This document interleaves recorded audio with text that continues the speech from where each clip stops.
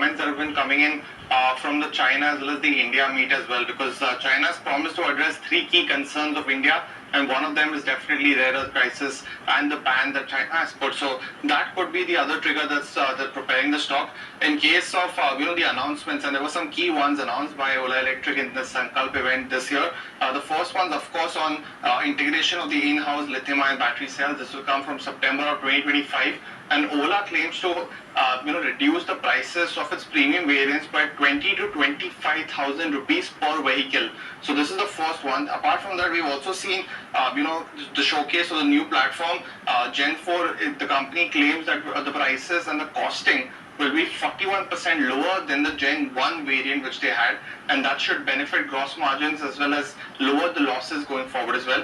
Third key metric, foray into the sports segment. They're looking at the Ola S1 Pro Sport, which will be launched subsequently in January of 2026. Fourth key measure, release of the MoveOS 6 platform, the software upgrades which they do, and this is key because this has 3 times the gross margin of new vehicle sales. So it's a key one to track. A couple of measures they've announced on rare earth magnet and ferrite motors. Essentially, these are rare earth free and could help the company if the ban would have lasted longer. Now, of course, this new development has come in, so that'll be the other one to watch out for. And finally, the Diamond Head motorcycle. Now, this was going to address the premium space and is still 2-3 years away, but the pricing will be one of the key ones to watch out for. They mentioned that it will be priced at a premium as well. But my colleague Tamanna Inamdar also spoke to the management on some various aspects of the PLI scheme, because they had applied for PLI schemes in the battery space essentially. Listen to what he has said. No, that's a fair question. We have also decided that we will not expand beyond 5 gigawatt hour right now. Okay. For the PLI, we have to grow to 20. Okay. So, but we're the only one in that scheme who has put up a factory and is producing commercial cells. Yeah. So we are engaging with the government and telling them that we might need a little bit extra time. Okay. And the government is fairly empathetic because of the complexity that goes with this kind of a manufacturing setup. The fact that it's the first in India. So let's see, but we are very hopeful that the government appreciates our point of view on this. The other one was addressing the rare earth crisis as well, and while there have been some new developments as well, let's go across to Bhavish Gurwal again to listen on how they are looking to tackle this aspect. So I think the geo-strategic landscape, Tamanna, is increasingly getting more complicated, and I think there's broad consensus that the geostrategic landscape is only going to get more and more complicated over the next few years. As countries now start looking out for themselves, globalization is going through a different phase now. So, and this is also coming at a place where in India's journey, we are looking towards a Viksit Bharat dream, like the Prime Minister has said, where we have to develop ourselves. Now, how do we choose to develop ourselves?